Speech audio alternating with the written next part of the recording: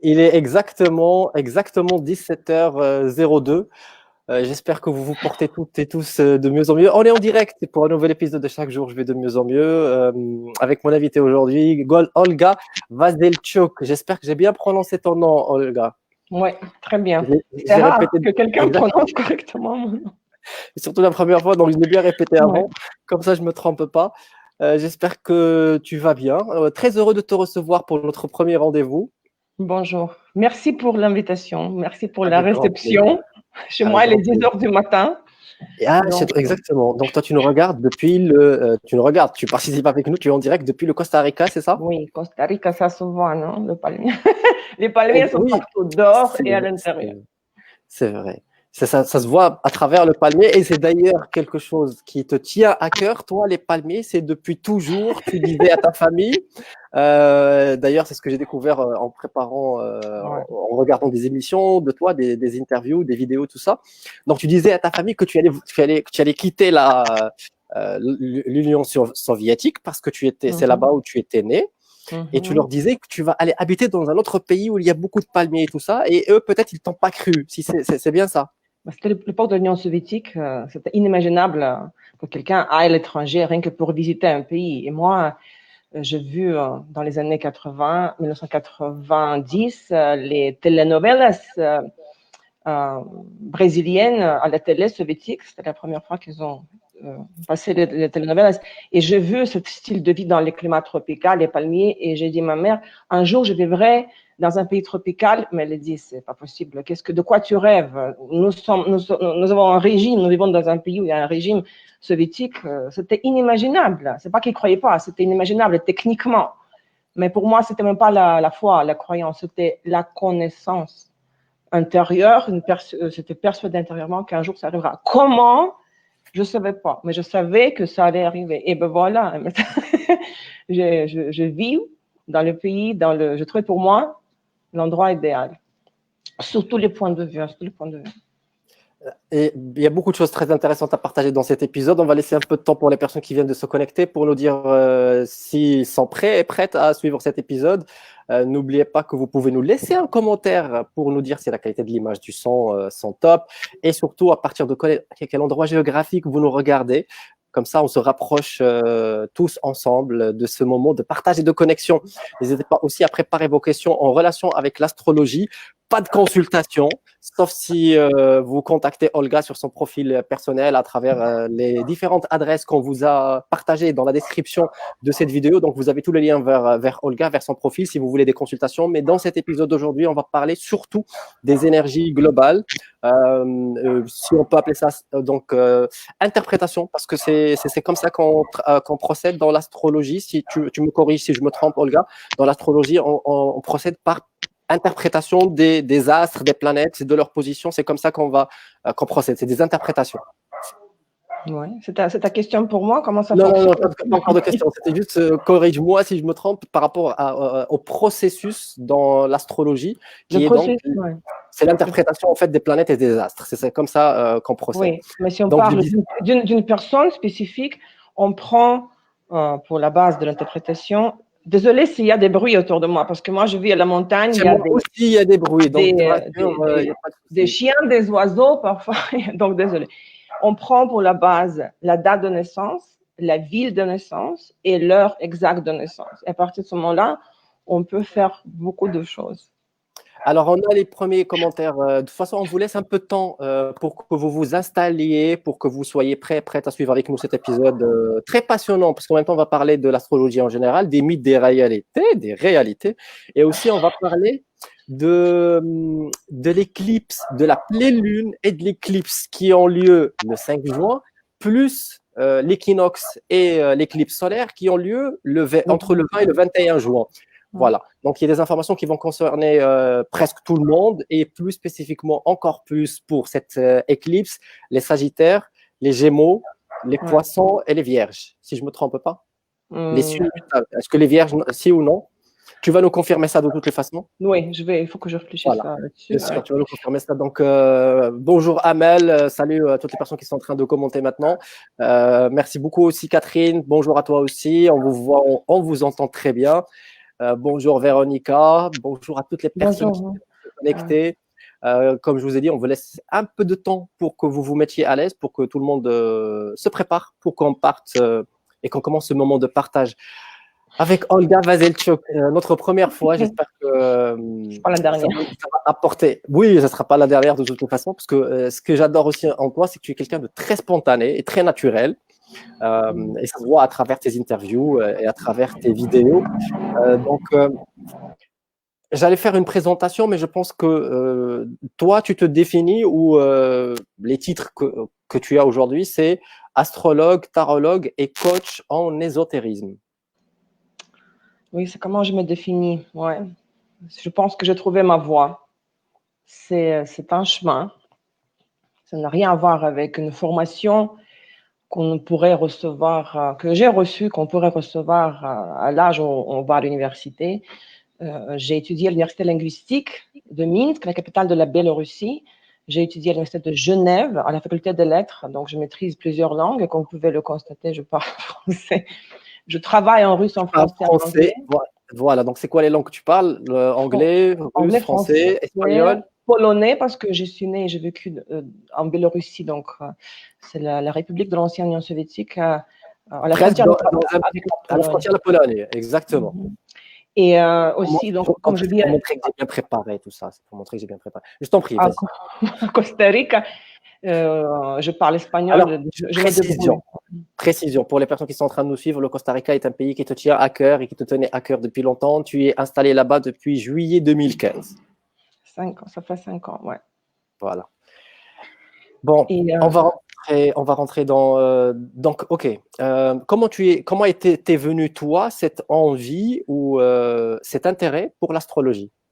Donc, à partir de quel jour? Est-ce que tu te souviens de quelle période, de quel jour tu t'es dit, ok, oui, Olga? ça c'est une histoire, parce que moi je fais pas seulement l'astrologie, je m'intéresse aux cartes tarot. J'ai un peu comme 10 jeux de tarot. Donc dans mes consultations, j'utilise et les cartes et l'astrologie, les deux outils. Et quand j'avais 16 ans, il n'y a pas d'internet, il n'y a pas de livre sur la voyance, l'ésotérisme, les cartes, la cartomancie. J'avais 16 ans, j'ai acheté un jeu de cartes de jeu avec lequel on joue. J'essayais de tirer les cartes pour savoir ce que le garçon de ma classe pense de moi, qu'est-ce qu'il pense de moi. J'essaie déjà de faire la cartomancie à 16 ans. Et je n'aimais pas, je n'aimais pas ce que les cartes me disaient, je prenais une aiguille et je piquais le valet de cœur dans son cœur. J'ai gâché 10 jeux de cette façon-là. Ma maman me disait, mais tu dois accepter ce que les cartes te disent. C'était intuitivement, comme je faisais ça intuitivement. Et quand je suis arrivée, j'étais jeune fille au père pendant une année en France. Après, je suis déménagée en 2000 en Suisse, à Genève. J'ai passé 10 ans. Et c'est là que c'était venu spontanément le réveil pour cet intérêt de faire la cartomancie. Ce n'était pas encore l'astrologie.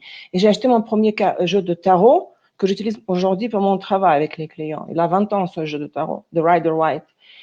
Et je faisais de temps en temps, je m'intéressais, j'étais autodidacte dans l'apprentissage des cartes. Maintenant, l'astrologie, c'est relativement récent. Ça a commencé en 2012. Quand j'étais au Québec, de 2010 à 2015, je vivais à Montréal. Et je n'arrivais pas, après la Suisse, trouver ma place dans la société canadienne. Bon, c'était peut-être mon destin, voilà. C'était pas ma place, le Québec. Surtout que toi, tu voulais les palmiers. Ben, c'est-à-dire que, à part le climat, en fait, qui était une raison, bien sûr, l'une des les plus importantes pour vouloir partir, parce que le climat quand même sévère au nord. Je ne me trouvais pas moi-même personnellement, professionnellement. Je ne trouvais pas l'application à mes diplômes, à mes connaissances. Peut-être la société est ainsi au Québec.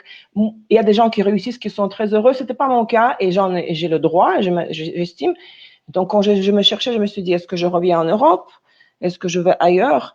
Mais revenir en Europe, pour moi, c'était comme faire un pas en arrière. C'était quelque chose de comme reculer au lieu d'avancer.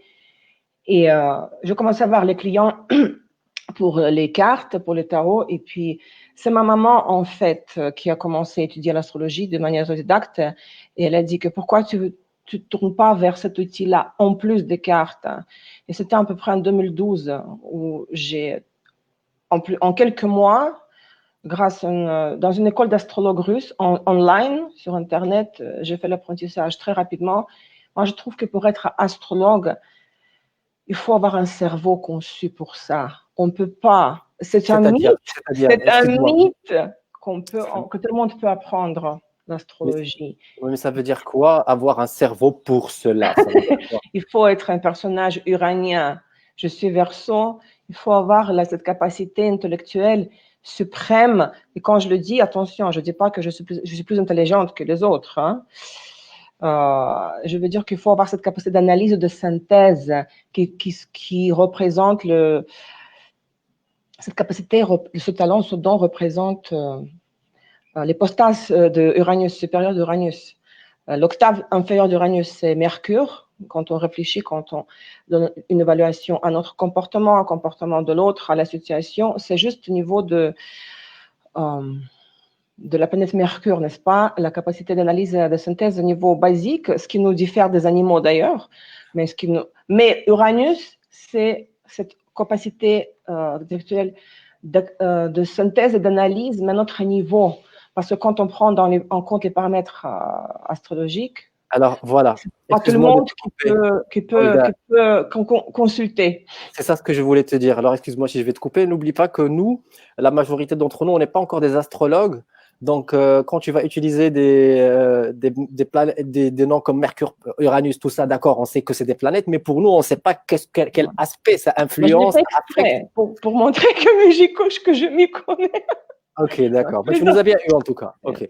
Alors, avant de revenir à toi, de revenir à ton parcours, et surtout à quelque chose qu'on a dit au tout début de l'émission, on a dit que tu avais quelque chose en toi. On va juste souligner ça, c'est que tu voulais habiter dans un autre pays. Tu disais à tes parents que tu allais habiter dans un autre pays. Et tes parents t'ont dit non, mais qu'est-ce que tu racontes, surtout à l'époque de l'Union soviétique et tout ça. Mais que tu savais qu'il y a quelque chose en toi qui te dit que tu vas y arriver. Comme quoi, peu importe si on est dans un environnement où personne ne croit en nous, il faut écouter cette voix intérieure, son instinct quelque part. C'est ça. Je pense que c'est la connaissance du cœur. Ça sort de toute logique humaine. Quand justement la famille, même parfois les plus proches, les voisins, les amis disent non, c'est pas possible. Tu crois que tu vas le faire, l'autre n'y est pas arrivé et toi tu vas le faire. Ne pas écouter tout cela, c'est écouter sa voix intérieure, l'intuition qui te dit, ben oui, ça c'est ta voix, c'est ta place. Je voulais juste rajouter une chose, c'est que après la chute de l'Union soviétique, la situation économique était très difficile en Biélorussie, en Russie, et moi, je viens pas d'une famille, vous savez, des oligarques, là. Je voyais pas de perspective si je restais dans mon pays en Biélorussie ou en Union soviétique. Enfin, il n'y avait plus d'Union soviétique. C'était quelque part, je n'avais pas de choix. Si je voulais une vie meilleure, je savais que je devais partir. Mais c'était un déchirement, attention, c'était pas facile. Il ne faut pas croire que c'était facile. Le déracinement, combien de pays où chaque fois, one-way ticket, billet, aller, vendre. Oups.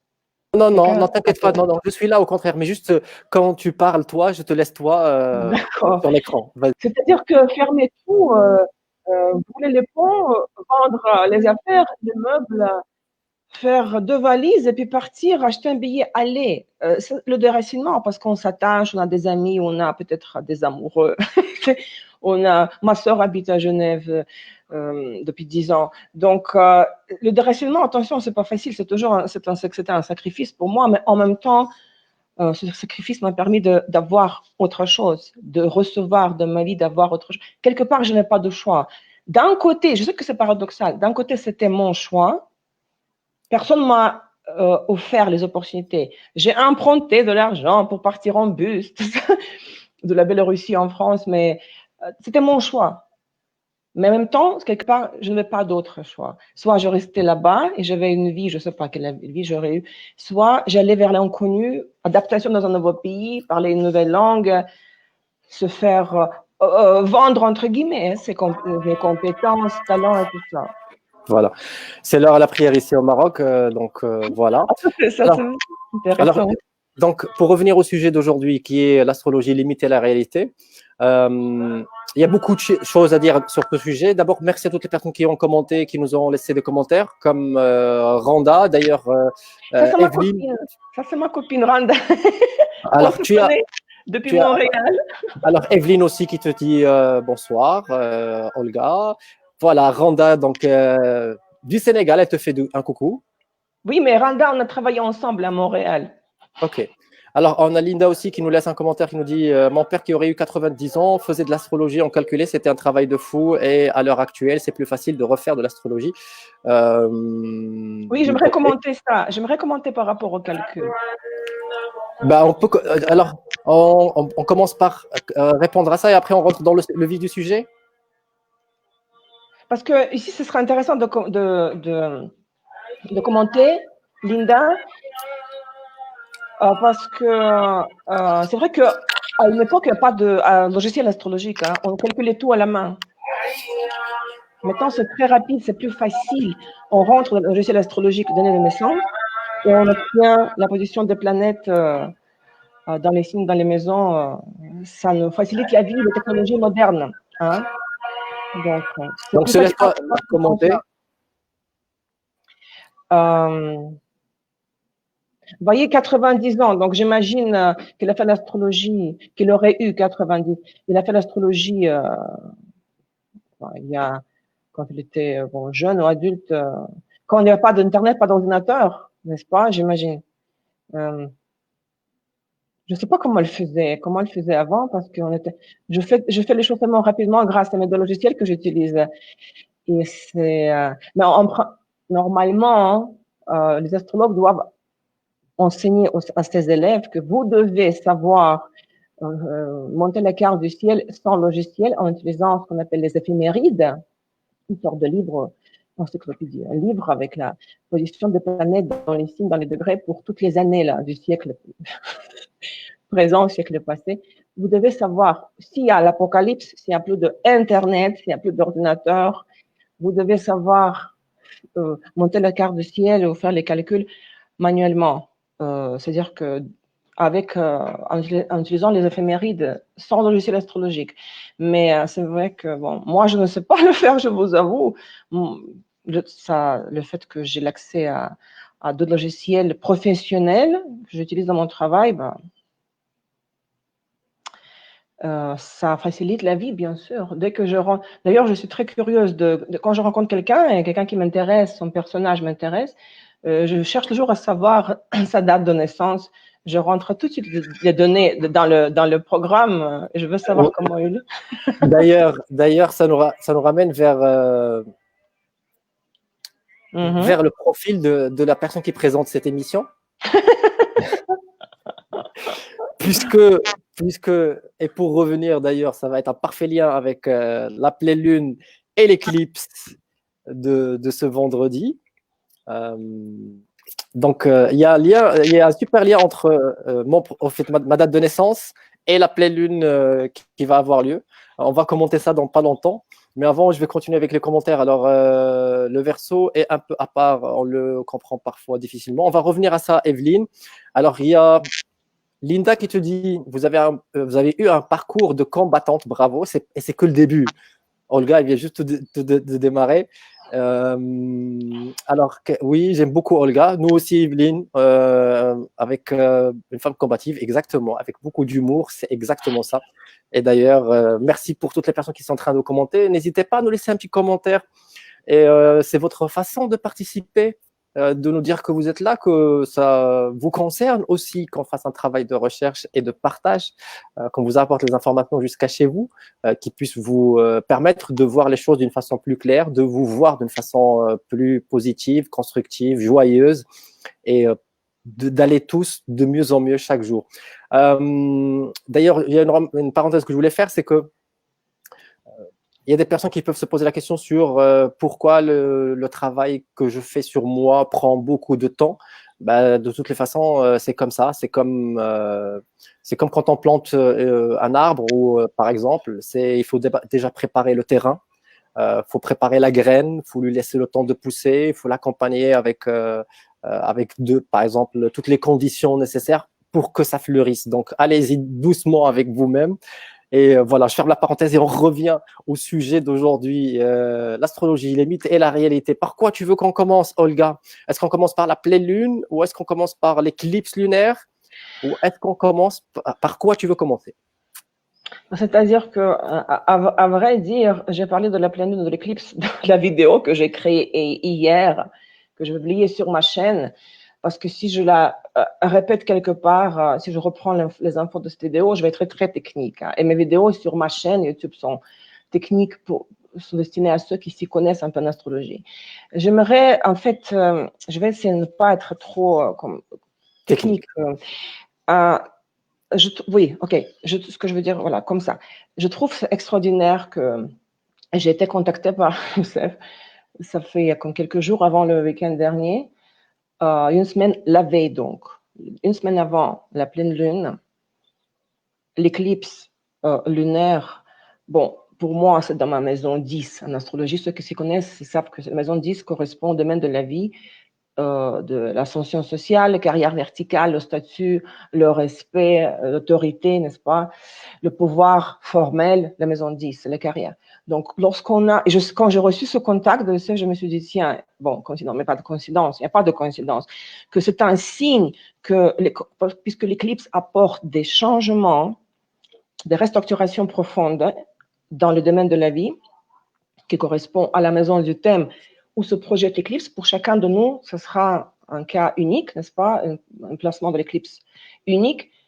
Donc, je me suis dit, tiens, ça tombe, voilà, cette interview va m'apporter quelque chose parce que c'est la veille, enfin, oui, 2 jours avant l'éclipse, la pleine lune. Mais quand je commençais à parler avec Youssef la semaine passée pour se faire connaissance, il m'a dit qu'il est sagittaire. Il m'a donné sa date, j'ai ouvert son thème, j'ai vu que il est touché par l'éclipse également, bon, pas de la même façon que moi, parce que moi, je ne suis pas sagittaire, mais comment dire ne pas être trop technique parce que tout de suite, je veux virer sur les trucs techniques en astrologie. Je ne peux pas faire autrement. Pas grave, sois naturel. Les éclipses, l'éclipse lunaire, c'est une pleine lune. C'est une pleine lune de toute façon. Mais nous avons les pleines lunes chaque mois. Nous n'avons pas les éclipses chaque mois. L'éclipse, c'est une pleine lune en conjonction avec l'axe des nœuds lunaires. Et cette conjonction arrive une fois tous les 6 mois. Donc, chaque mois, une pleine lune, mais une fois tous les 6 mois, la pleine lune en conjonction avec l'axe des nœuds lunaires. Et il faut voir les degrés dans lesquels se produit l'éclipse, dans quel degré sera la Lune et le Soleil en phase, donc dans le signe opposé. Et est-ce que vos planètes personnelles à vous, est-ce que vous en avez dans les degrés de ces signes-là? Si, comme dans le cas de Youssef, son Soleil en Sagittaire sera affecté, sera touché par l'axe de l'éclipse, parce que dans l'éclipse, la Lune sera en Sagittaire et le Soleil en Gémeaux, ce qui est logique dans les signes opposés. Ça veut dire que pour Youssef, parce que c'est vraiment, quand j'ai vu ça, je me suis dit, voilà, deuxième signe que cette éclipse, comme on dit au Québec, qui s'en vient, va apporter des changements. Et dans ma vie, dans la vie de Youssef. Et on le fait, cette interview, la veille de cet événement de l'éclipse.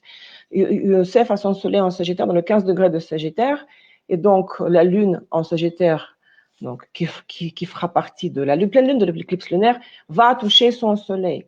Qu'est-ce que ça veut dire? Ça arrive une fois tous les 18 ans et demi, parce que le cycle de lunaire est les 18 ans et demi.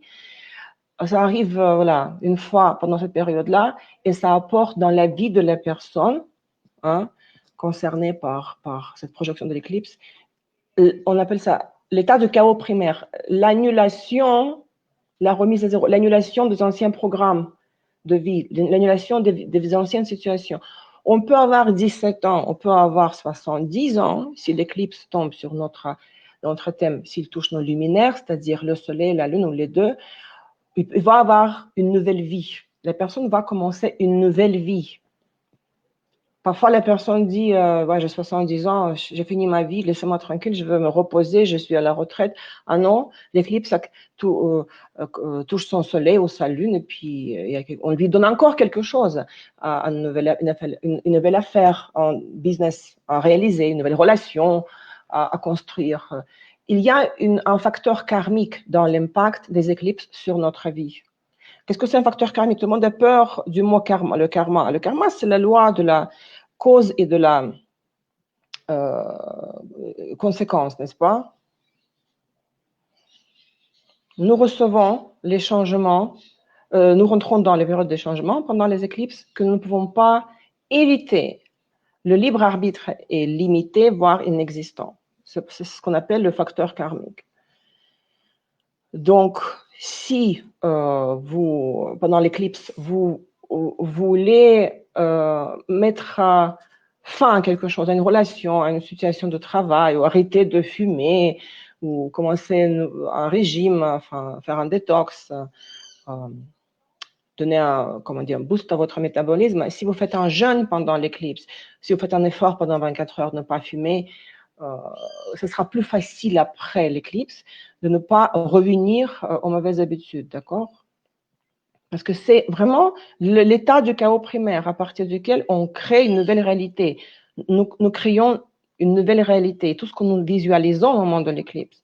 Parce qu'au moment de l'éclipse, le portail s'ouvre, hein? Tout ce que nous visualisons pendant ce moment-là va se réaliser. Donc, il faut faire attention. Si on se fâche avec quelqu'un, la personne risque de ne plus revenir dans notre vie, hein. Si on veut mettre la fin à une relation toxique, ça serait bien et si on n'arrive pas pour une raison quelconque à sortir de la relation toxique, si on fait cet effort et on claque la porte le jour de l'éclipse, cette personne ne va plus revenir dans notre vie, hein. Ça sera pour notre bien. Mais si on se fâche avec quelqu'un qu'on ne veut pas perdre, ce sera difficile après de reprendre la relation. C'est clair comme ça? C'est très clair, mais je vais faire une parenthèse rapidement. Oui. Si on sait que, par exemple, une personne, on ne doit pas être avec elle, mais que pour notre bien, et que malgré ça, on garde le contact.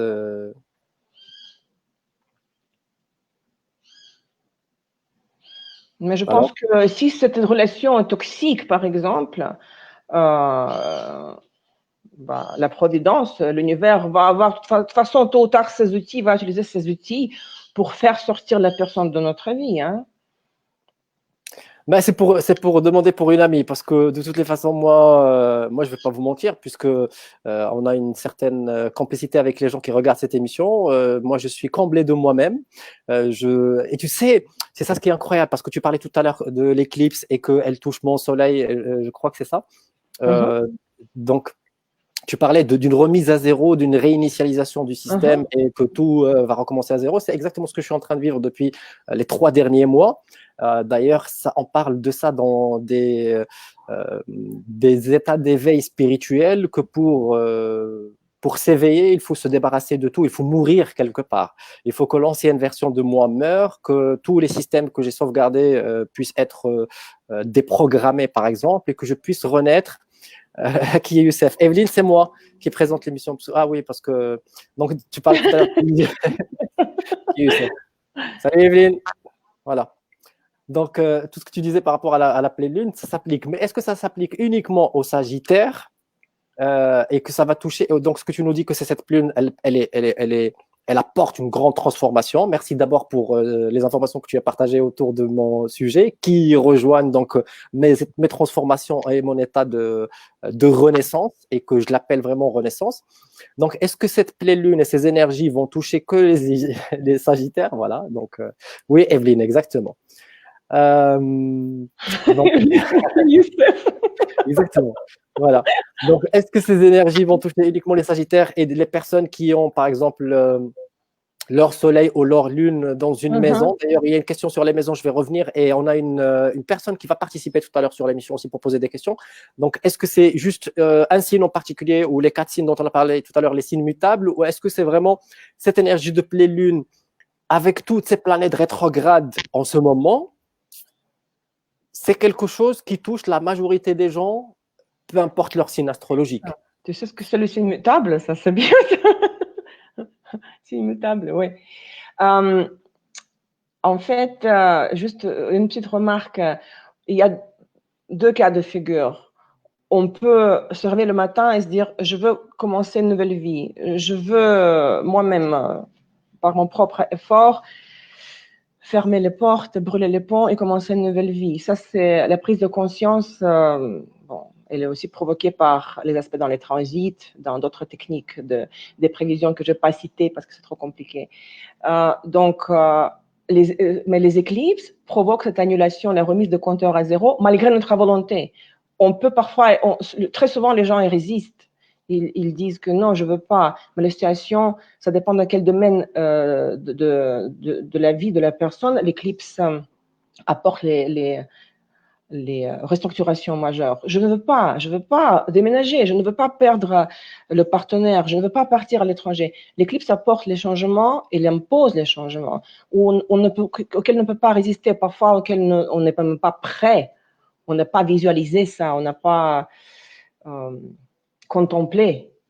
Donc, ça, c'est le deuxième cas de figure. Donc, c'est pour ça, parfois, les gens ont des réactions émotionnelles, les états émotionnels difficilement gérables pendant la pleine lune, surtout l'éclipse lunaire, quand ils perdent la tête et puis sont très irrités, ils sont en conflit avec l'entourage, parce qu'ils résistent à ces restructurations qui arrivent, qui sont apportées par les éclipses. D'ailleurs, les nouveaux scénarios se forment au niveau subtil au moment de l'éclipse, quand les portails s'ouvrent.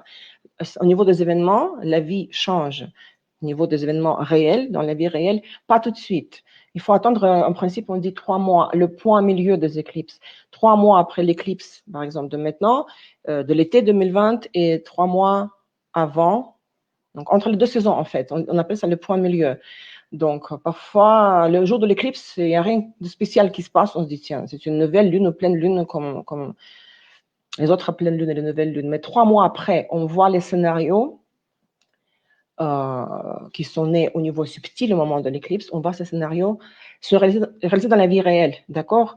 Par rapport au Sagittaire, en fait, dans l'astrologie, vous devez savoir, on utilise pas seulement, on utilise 10 planètes, n'est-ce pas? Du Soleil à Pluton. Donc, si vous êtes Sagittaire, vous avez la Lune, le Soleil ou la Lune en Sagittaire et Gémeaux, bien sûr, dans 15 degrés, 15 quelque chose de Gémeaux Sagittaire, où il y aura la pleine Lune et l'éclipse lunaire. Si vous avez le Soleil et la Lune dans 15 degrés de Gémeaux ou de Sagittaire, vous allez être vraiment affecté par cette projection de l'éclipse. Mais il n'y a pas que le Soleil et la Lune. Il y a Mercure, Vénus, Mars, d'accord, c'est toutes les planètes personnelles. Si vous êtes Scorpion, si vous êtes Verseau, de Soleil en Scorpion, Lune en Verseau, par exemple, et vous avez Vénus, par exemple, dans 15 degrés de Sagittaire. Vous allez aussi être concerné par l'éclipse. Pour être simple, pour dire simplement, l'éclipse va réveiller la fonction de la Vénus. La fonction de la Vénus, c'est les échanges de partenariats, notre vision du monde extérieur, de la beauté du monde extérieur et notre gestion des finances. Donc, si vous avez le luminaire sur la Lune dans d'autres signes que Sagittaire, Gémeaux, mais si vous avez Mercure ou Vénus ou Mars dans 15 degrés de Gémeaux ou de Sagittaire, ces planètes-là vont aussi, ils vont recevoir la projection de l'éclipse, donc vous allez avoir les changements dans les domaines de la vie symbolisés par la fonction de la planète concernée. Si votre Vénus est touchée par l'éclipse, d'accord, en Sagittaire ou en Gémeaux, il va avoir les restructurations dans vos relations de partenariat, votre vision des partenariats, votre besoin des relations de partenariat va changer, votre vision de la gestion des finances va changer. Donc, il faut regarder toutes les planètes, s'il y en a, toutes les planètes, les 10, du Soleil à Pluton, dans les degrés de l'éclipse, mais surtout les planètes personnelles. D'accord? Mais c'est vrai que la croix mutable, les signes poisson vierge, ils peuvent être concernés aussi, mais dans la moindre mesure. Et c'était clair ce que je viens de dire, plus ou moins? Très clair, très très clair. Et d'ailleurs, est-ce que les planètes qui sont rétrogrades actuellement, il y en a à peu près 6 ou 7?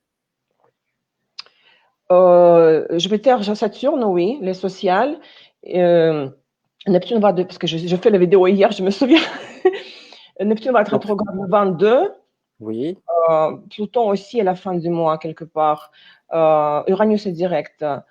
Et Vénus est rétrograde jusqu'à 23 à peu près, je crois. Et Mercure deviendra rétrograde. Est-ce que ça veut dire quelque chose de particulier que toutes ces planètes soient rétrogrades en ce moment, en cette année tout particulière? Parce que apparemment, c'est quelque chose qu'on ne voit pas d'habitude dans le ciel. Oui, il y a des périodes où toutes les planètes sont directes. Il y a des périodes où tout est direct. Il n'y a pas de planète rétrograde dans le ciel. Et il y a des gens qui naissent, n'est-ce pas, les enfants, les bébés qui naissent pendant cette période-là. Et quand quelqu'un a un thème natal où on n'a aucune planète rétrograde, ni Mercure, ni Mars, ni Jupiter, ni Pluton, ce qui arrive rarement parce que les planètes supérieures, Uranus, Neptune, Pluton, sont rétrogrades chaque année comme pendant 5 mois. Donc il y a toujours quelque chose qui est rétrograde. Mais il arrive parfois des petites fenêtres sur l'année, sur 12 mois, où toutes les planètes sont directes. Donc si une personne est née pendant cette période, on dit que elle a un bon karma. Dans quel sens? C'est que planète rétrograde dans le thème natal, pas transit, parce que le transit, c'est maintenant, c'est le mouvement réel des astres dans des corps célestes dans l'espace. Et il y a des gens qui naissent pendant cette période. Chaque jour, chaque minute, il y a des gens qui naissent sur Terre. La planète rétrograde dans le thème natal reflète des dettes karmiques. C'est-à-dire qu'on n'a pas travailler correctement sur la fonction de la planète qui est rétrograde. Mercure rétrograde dans le thème natal, on n'a pas appris dans la vie antérieure de communiquer, d'écouter l'autre, n'est-ce pas? On ne fait que parler de soi. Vénus rétrograde dans le thème natal. Dans la vie antérieure, on n'a pas appris comment construire la relation de partenariat d'une manière harmonieuse. Il y a l'autre extrême, quand il y a tout est rétrograde, presque tout, toutes les planètes. Donc, Comme ce qui se passe maintenant. Hein? Comme ce qui se passe maintenant, il y a presque 7 planètes qui sont rétrogrades. Mais c'est-à-dire que pour le niveau des transits, bon, ça implique que c'est une période de travail sur les erreurs. Parce qu'est-ce que c'est rétro? C'est regarder en arrière pour refaire, pour réévoluer, pour reconsidérer nos convictions, nos positions, nos vues, etc. C'est le travail de la remise en question, du travail sur le temps, du travail sur les erreurs quand on regarde en arrière. C'est parce que l'univers, c'est pas par hasard que l'univers a prévu les planètes, les mouvements rétrogrades. En ce moment, d'ailleurs, c'est ça. Donc, il n'y a pas un hasard, puisque 2020, c'est une année miroir. Et on dit que l'année miroir, c'est une année qui nous renvoie l'intérieur vers l'extérieur. Ça veut dire qu'on va nous voir enfin en face, sans se voiler, peut-être sans masque. Et c'est ce qui se passe maintenant, c'est que toutes ces planètes aussi sont là pour ce travail karmique. Et c'est ce qui se passe même vis-à-vis de la nature, vis-à-vis de tout ce qui nous entoure. C'est ça? Oui, mais je veux dire qu'à la base, le phénomène du mouvement rétrograde des planètes, il n'était pas conçu par hasard, il n'était pas créé par hasard, par l'absolu, par l'univers, n'est-ce pas? Parce que le but de notre vie, c'est quoi? C'est l'évolution, c'est la croissance spirituelle. Aussi, il faut prendre soin de son corps aussi, mais c'est la croissance spirituelle avant tout. C'est l'amour suprême. Inconditionnel, c'est le but de notre existence. En tout cas, c'est ce que moi je pense. Et on est tous des humains, on est dépendants des instincts aussi, n'est-ce pas? Donc, pour que l'homme puisse évaluer, avancer efficacement, pour qu'il puisse prendre conscience de ses erreurs, les phases rétrogrades des planètes sont prévues à ce but-là. Parce que sinon, l'homme n'aura pas de raison de s'arrêter, regarder en arrière. Comment il va prendre conscience qu'il a fait des erreurs s'il ne fait qu'avancer? C'est ce mouvement, je ne sais pas comment dire en français, des boucles. Donc, 2 pas en avant, 1 pas en arrière. De nouveau, 2 pas en avant, 1 pas en arrière. C'est la loi de l'évolution. Ouais. Exactement, même l'évolution et le développement. Ça veut dire que pour les gens qui croient que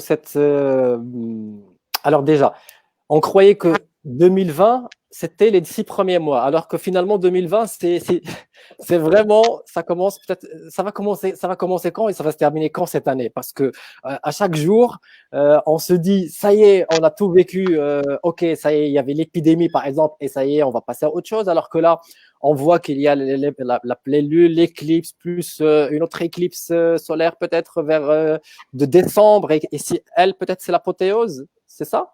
Mais il n'y a pas, on ne peut pas compter sur cette perspective qu'un jour on va se dire, tiens, c'est fini.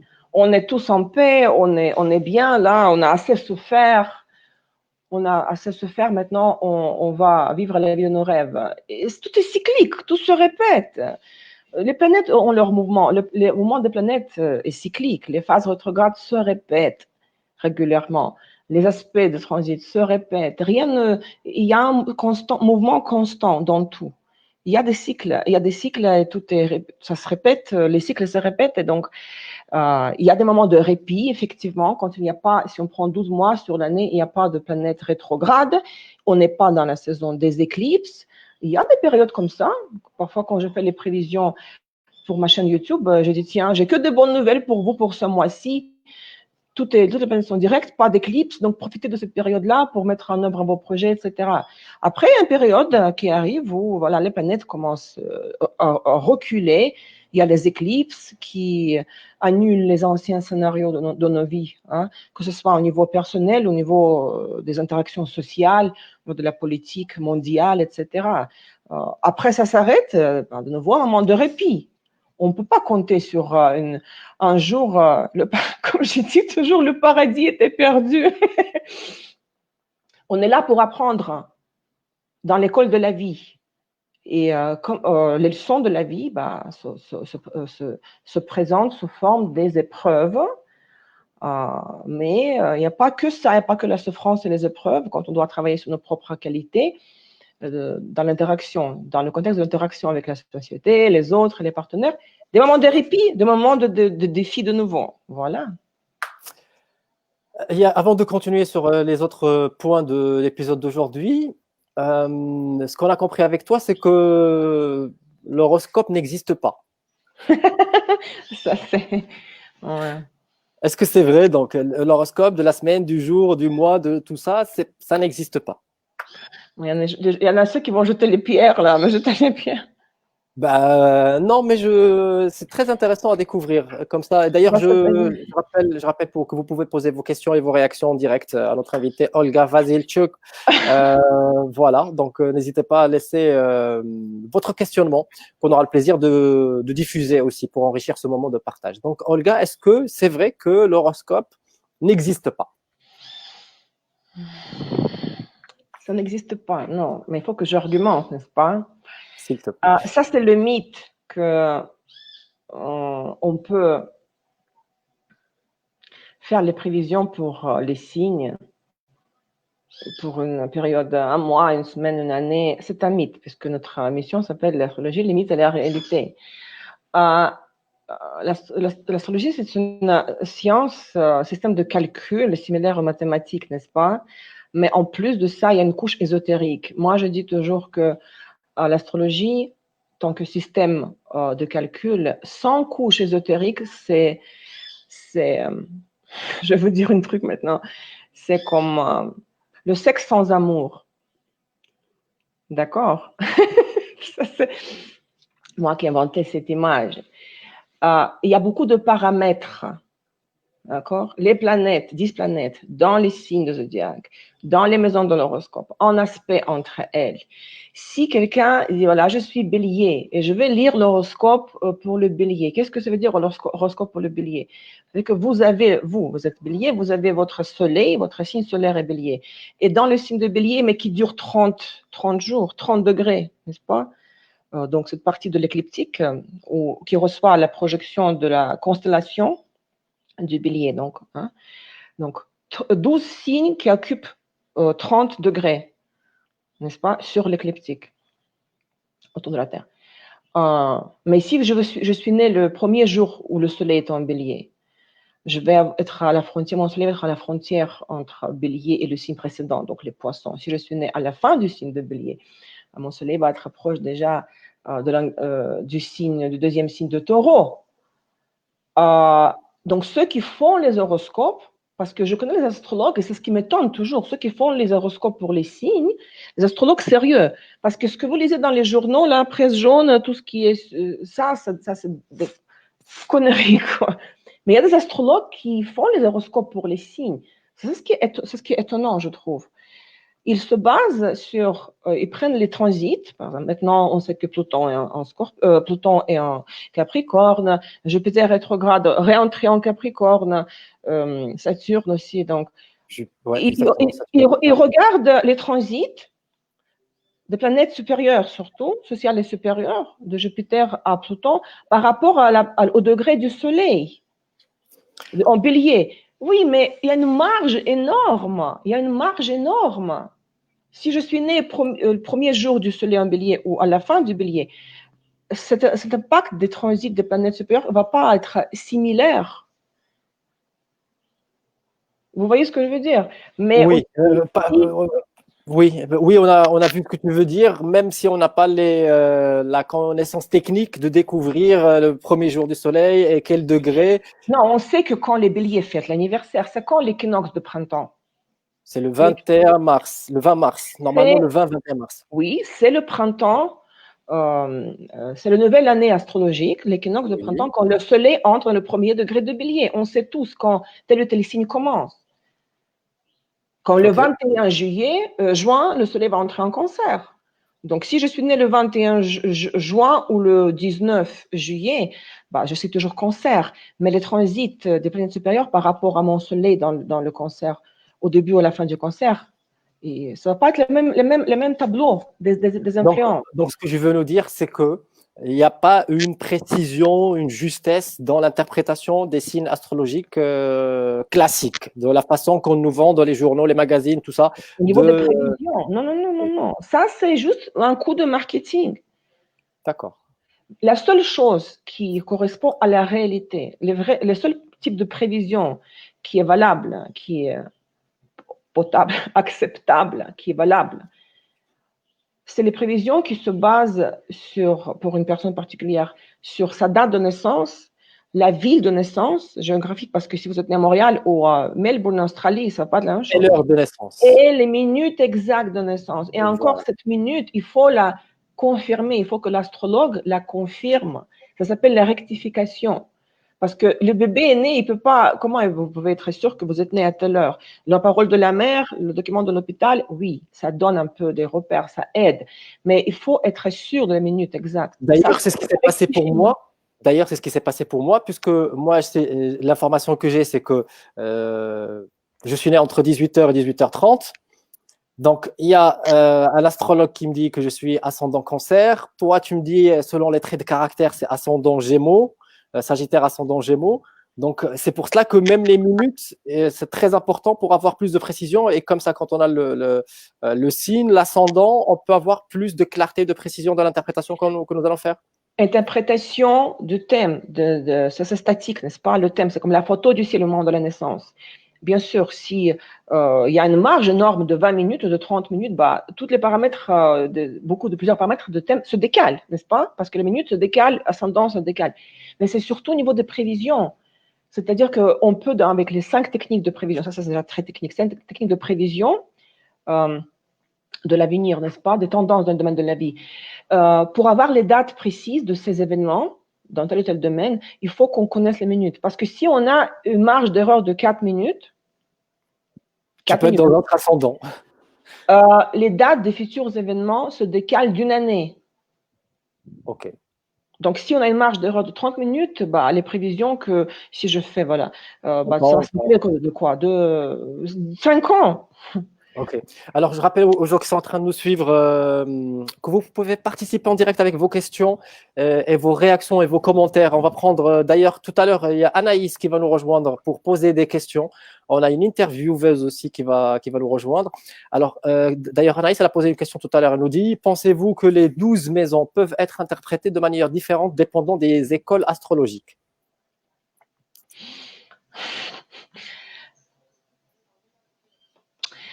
Les archétypes, c'est ce que c'est les archétypes, ils sont universels. Le système des archétypes, qu'est-ce que c'est l'archétype de la mer? L'archétype du carte tarot, le pendu.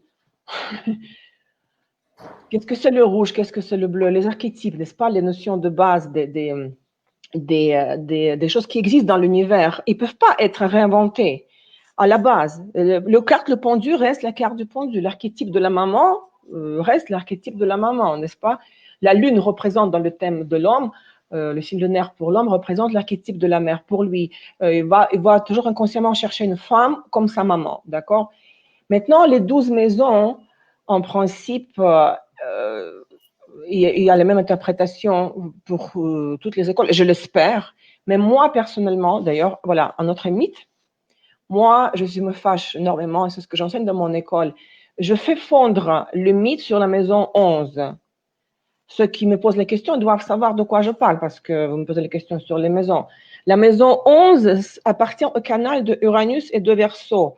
Et ce qu'on voit souvent dans plusieurs écoles, que ce soit dans le monde francophone ou chez moi dans le monde russophone, que c'est la maison de l'amitié. Non, l'amitié, c'est une des formes d'échange de partenariat. L'amitié correspond à la maison 7, moi et l'autre, d'accord? C'est le canal de Vénus, du signe de Balance, la maison 7.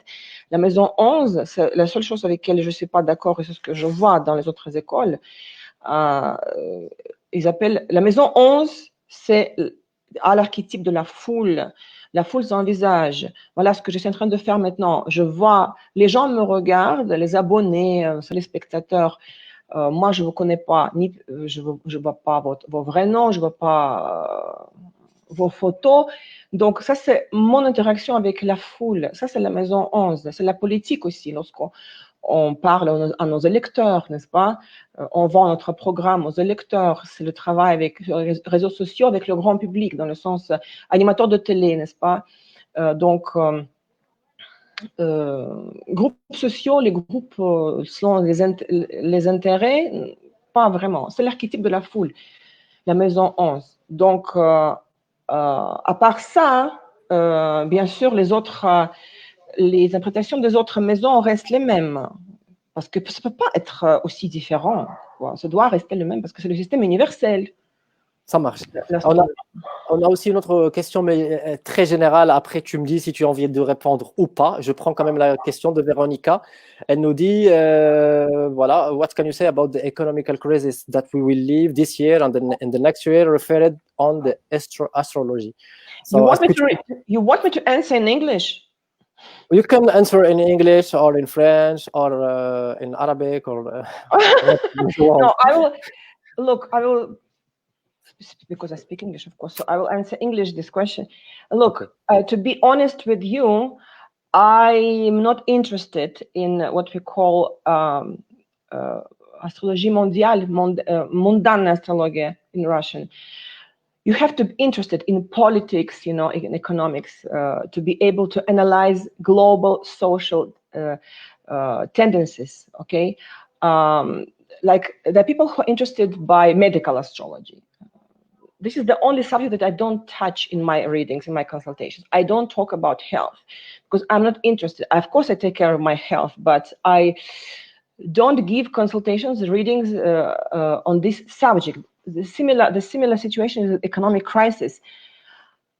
Of course, I'm concerned by what's happening now in the world, also in the country where I live.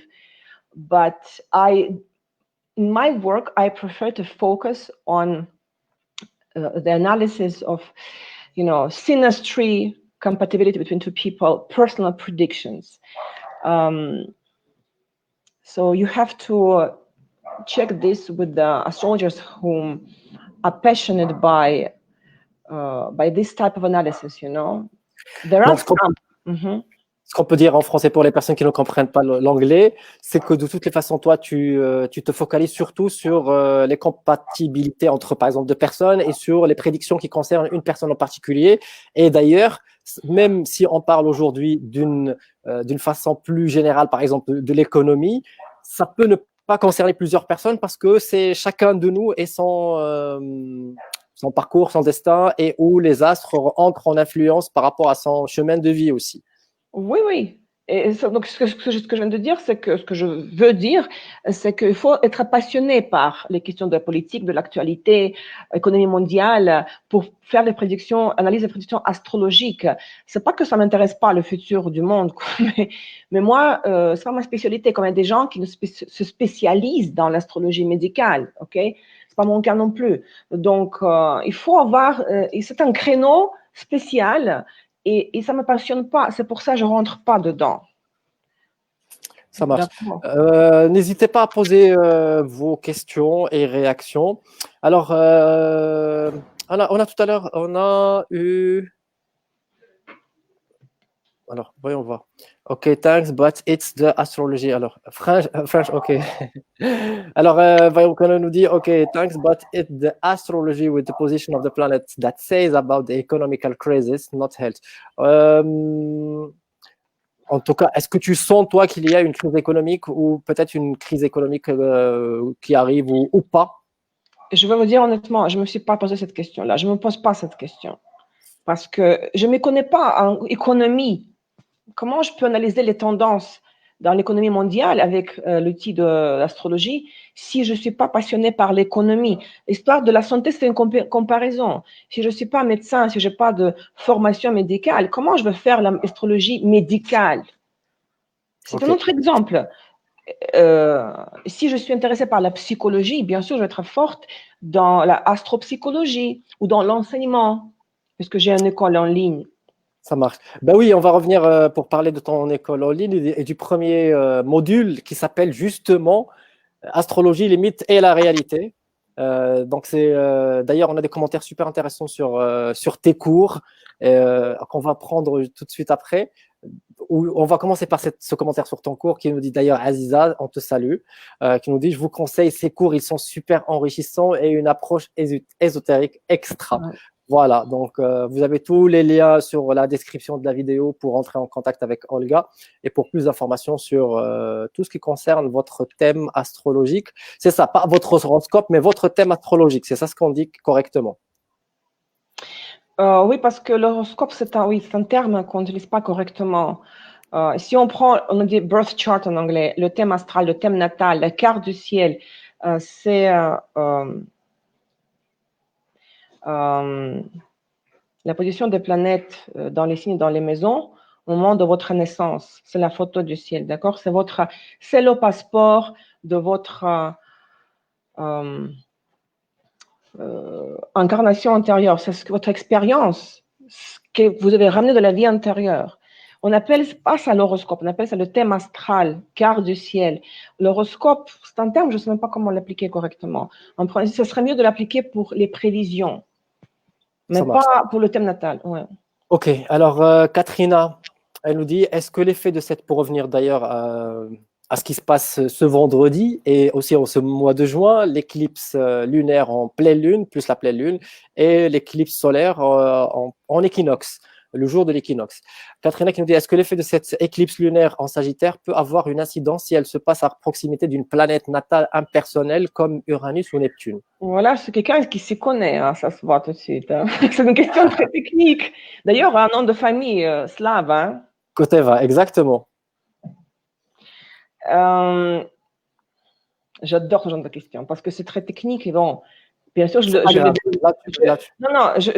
développe ce genre de discussion dans mes cours, dans les ateliers, mais je vais répondre puisque la question est posée.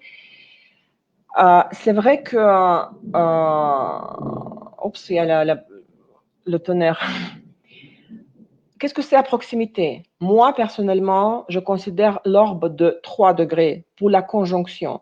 Donc, si vous avez Uranus ou Neptune dans 15 quelque chose là, de Sagittaire Gémeaux, 3 degrés l'orbe. Hein?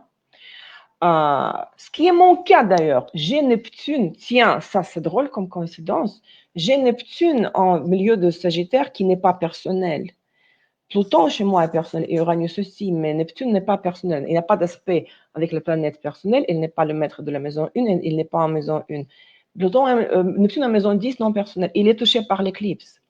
Il va avoir un impact au niveau événementiel. Parce que dans ce cas, Neptune va être considéré tant que l'élément de la maison. Donc la maison 10 va vivre dans mon cas. Maison 10, Neptune non personnel touché par l'éclipse, va enclencher les nouveaux programmes, des nouveaux scénarios, les changements majeurs. La preuve, c'est l'interview, la veille de l'éclipse, sur mon Neptune en maison 10, dans le domaine donc, de la maison 10 où se trouve Neptune. Si le point de l'éclipse ne touche pas de planète, ni personnelle, ni sociale, ni supérieure, il va avoir un impact événementiel de toutes les manières. C'est ce que j'ai dit dans la vidéo que j'ai publiée hier sur ma chaîne YouTube, l'horoscope pour juin. Parce que les éclipses projettent de toutes les façons sur votre thème, dans votre thème, sur les maisons de votre thème. Hein. Maintenant, si l'éclipse touche une planète, dans le degré de l'éclipse, l'impact événementiel va être encore plus puissant. Si c'est une planète personnelle du Soleil à Mars, et surtout si c'est un luminaire, Soleil et Lune, il va avoir un impact psychologique aussi, en plus de l'impact événementiel qui se produit de toutes les manières, il va avoir un impact psychologique sur les manifestations des émotions. Si c'est la Lune qui est touchée, si c'est le Soleil qui est touché, il va avoir peut-être pas de problème de santé, mais on va être trop affaibli physiquement. Impact sur le pas sur les émotions, mais sur le corps physique. Hein. Attention, ne pas se fatiguer.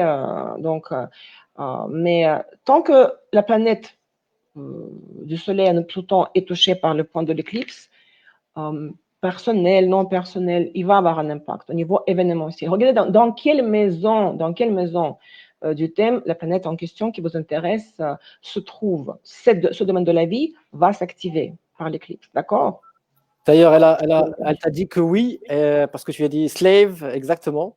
Donc, elle te dit oui, pur jus. Elle est bulgare, mais elle vit en France depuis 20 ans. Partie comme vous, elle est verso aussi. Enchantée, wow, bulgare, oui, c'est slave, oui. Voilà. Parfait. Alors, il y a d'autres questions en relation. Merci beaucoup pour votre réponse. Je vais regarder votre vidéo. Merci aussi à toi, Katrina, pour ton commentaire. N'hésitez pas aussi à laisser vos commentaires et vos questions pour qu'on puisse les poser en direct entre invités. Olga Vadelchuk, qui est astrologue, tarologue et coach ésotérique, qui est avec nous aujourd'hui. Il y a d'autres questions sur la crise économique, mais on ne va pas les prendre parce que c'est pas le but. Non. Voilà, sur les crises en général, c'est pas le but. Voilà, il y a des vidéos d'autres chaînes YouTube, par exemple, qui parlent de conspiration et qui parlent de crise et tout ça. Nous, c'est pas le but, vraiment. Le but, c'est d'apporter des réponses qui peuvent nous permettre d'aller de mieux en mieux. Point. Alors, qu'est-ce qu'on peut dire aussi avant de revenir peut-être aux questions et aux commentaires, qu'est-ce qu'on peut dire donc sur l'énergie globale? Est-ce qu'il y a quelque chose que tu as oublié sur mon cas? Déjà parce que je suis le premier dont tu as commencé à parler aujourd'hui dans cette émission. Donc, tu m'as dit que transformation avec cette pleine lune. Donc, est-ce que quelque chose que tu as oublié vis-à-vis de moi? Parce que, alors, ce que tu as dit, donc, en général, pas que moi, mais en général, que l'effet de la pleine lune, il commence 3 mois avant et 3 mois après. C'est-à-dire que 3 mois au milieu des 2 saisons des éclipses, nous avons le point milieu, où les sujets des éclipses passées s'intercroisent avec les sujets des éclipses à venir. Mais l'effet des éclipses ne dure pas 3 mois. Si on prend la saison, parfois il y en a 2 éclipses, parfois 3, le plus souvent 2. Il faut considérer l'entrée dans la saison des éclipses, on la considère avec la phase lunaire, donc 1 mois avant la première éclipse de la saison. Donc 4 semaines avant la première éclipse des 2 ou des 3, on rentre dans la saison. On est dans le corridor des éclipses, entre éclipses, et puis on doit attendre 1 mois après la dernière éclipse de la saison pour sortir de la saison, n'est-ce pas? Mais par rapport à toi, comme je viens de tout à l'heure, j'ai dit que, ce jour, on peut considérer cette journée comme une journée normale, rien de particulier qui se passe. Au niveau subtil, les nouveaux scénarios se créent. Et il faut attendre 3 mois pour voir la manifestation des changements. Ça marche. Au niveau des circonstances. Mais une chose par rapport à toi, c'est que j'observe quand je vois les gens qui ont leur soleil ou la lune, les luminaires, les planètes les plus importantes, parce que tout tourne autour du soleil et de la lune dans l'interprétation du thème natal. Ils sont aspectés par les planètes supérieures, et dans ton cas, Neptune est en conjonction avec le soleil. Ça, c'est l'aspect que tu as dit toi-même l'autre jour du prophète, entre guillemets. Enfin, ou non, entre guillemets, pas entre guillemets, c'est l'aspect du gourou. Parce que dans ce cas, tu as l'accès aux vibrations subtiles de Neptune pour pouvoir donc manifester cet amour universel, amour inconditionnel pour toute l'humanité, être un guide spirituel, un gourou. Mais il y a toujours un danger, comme tout se manifeste à 2 pôles. Soit la personne ressent les énergies de Neptune et ça le perturbe et ne sait pas comment le gérer. Et au lieu d'animer les groupes de discussion, au lieu d'avoir un groupe comme le groupe que tu as, bah, la personne peut chuter dans l'autre pôle, quoi. C'est-à-dire?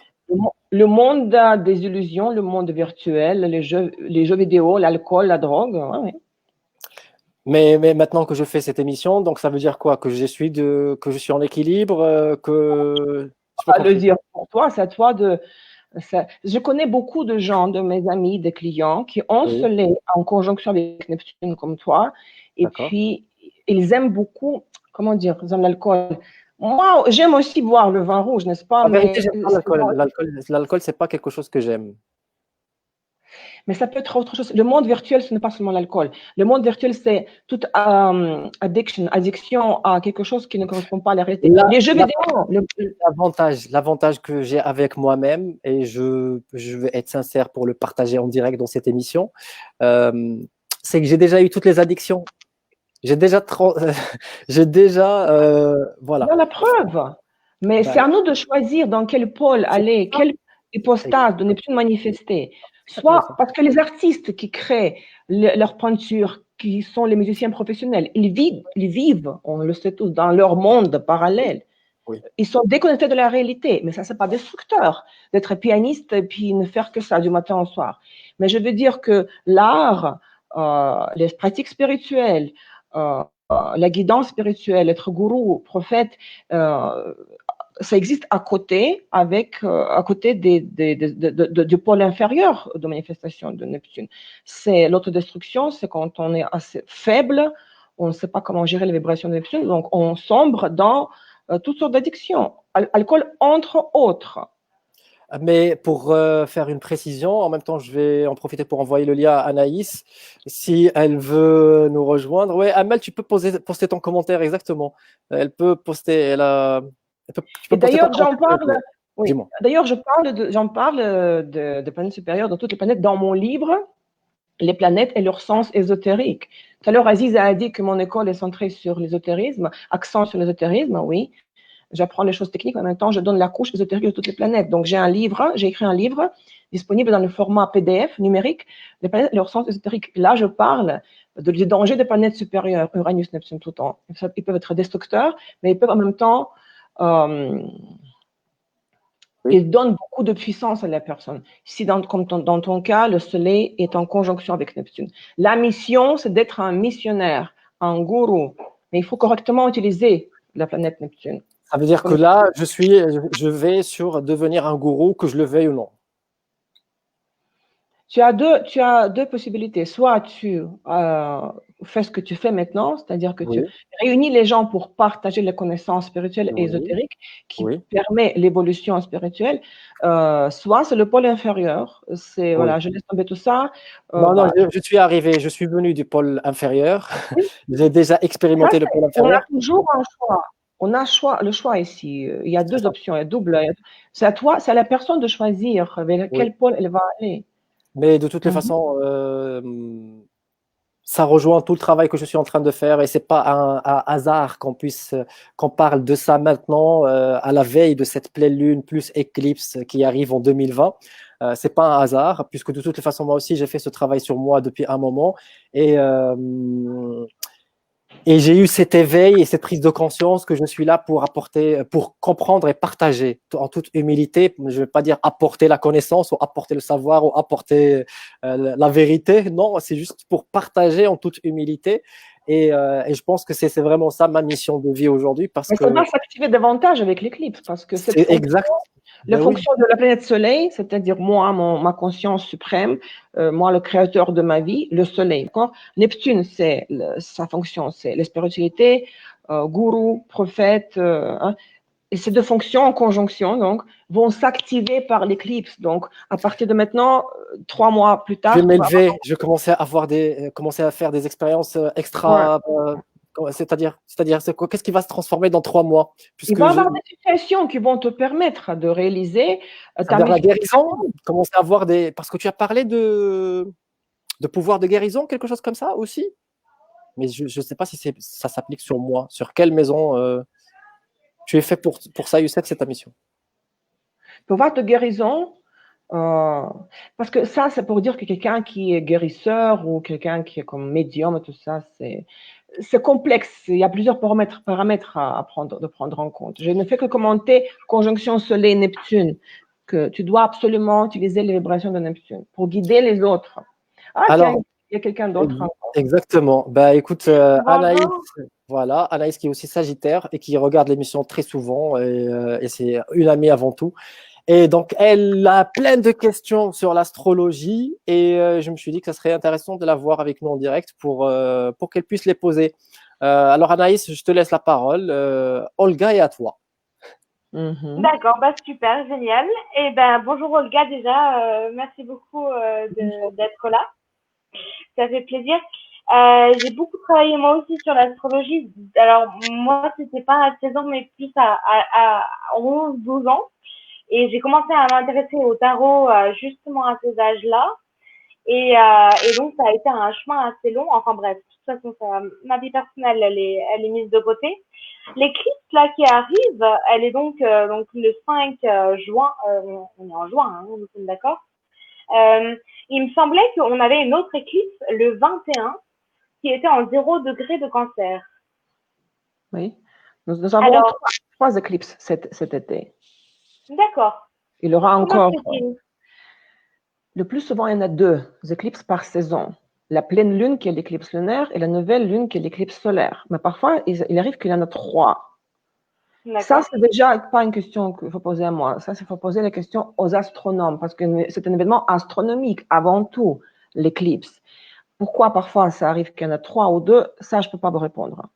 Mais il y en a 2 minimum. L'éclipse lunaire, qui est la pleine lune, et l'éclipse solaire, qui est la nouvelle lune, donc le 21 juin, dans 0 quelque chose de Cancer. Oui. Et 2 semaines après, il y aura une autre pleine lune, une autre éclipse lunaire sur l'axe des signes Capricorne-Cancer.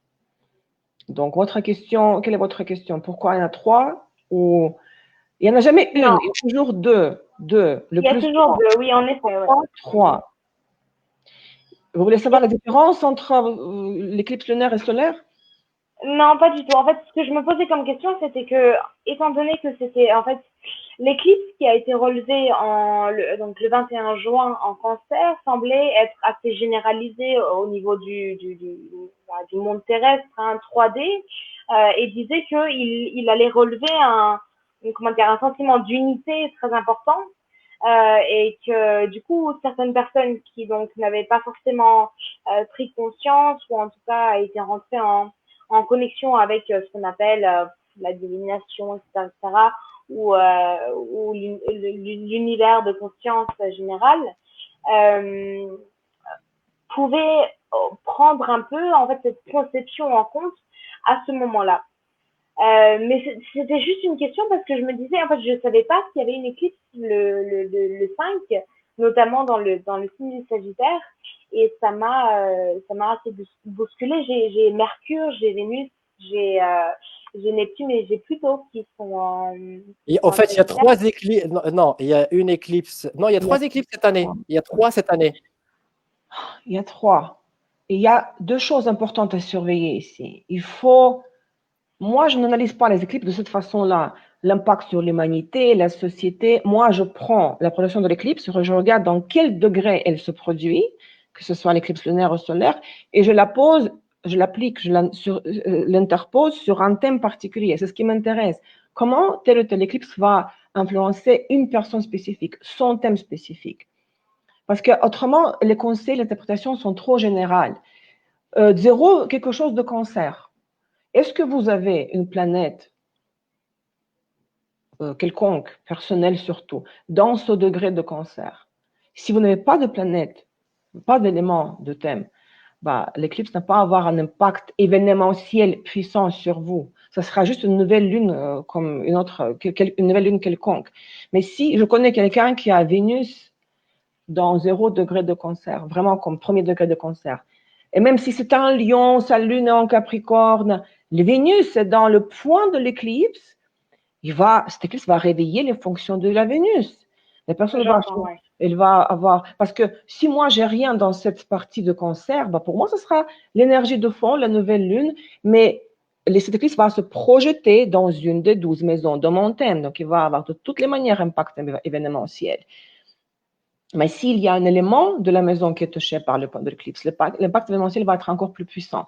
Moi, j'interprète, c'est pour ça que je n'aime pas les questions générales sur l'économie, sur la bourse, n'est-ce pas? Moi, j'aime regarder le thème personnel de quelqu'un, la date, la ville, l'heure de naissance, prendre le thème des transits ou des progressions secondaires, tout ce qu'on a comme technique de prévision, prendre l'éclipse pour la ville où la personne est en ce moment géographiquement, parce que l'heure va changer, n'est-ce pas? Appliquer ça sur le thème natal et puis voir où se projette le thème de l'éclipse. On vous demande combien c'est une consultation sur le thème astral, donc. Regardez, moi, j'offre plusieurs services, plusieurs formats, d'accord? J'offre plusieurs formats. Moi, j'ai une consultation, ce qu'on appelle Astro Tarot, donc c'est interactif par Skype ou parfois j'enregistre les vidéos. 3 options, 30 minutes, 1 heure, 1 heure et demie. J'utilise toutes les techniques de prévision, les cartes, tout. Ça, c'est une consultation par vidéo enregistrée ou par Skype. Le tarif de base de 1 heure, c'est 150 $ canadiens. C'est à peu près 100 €, parce que je compte en canadien. Maintenant, j'ai plusieurs services écrits. Thème astral, il y a 2 possibilités. Il y a 2 versions, base et extended, étendue. Il y a le programme karmique, la synastrie. Il y a mon site internet, il y a la liste des tarifs, hein, parce que si c'est un enregistrement audio, c'est autre chose, c'est une chose.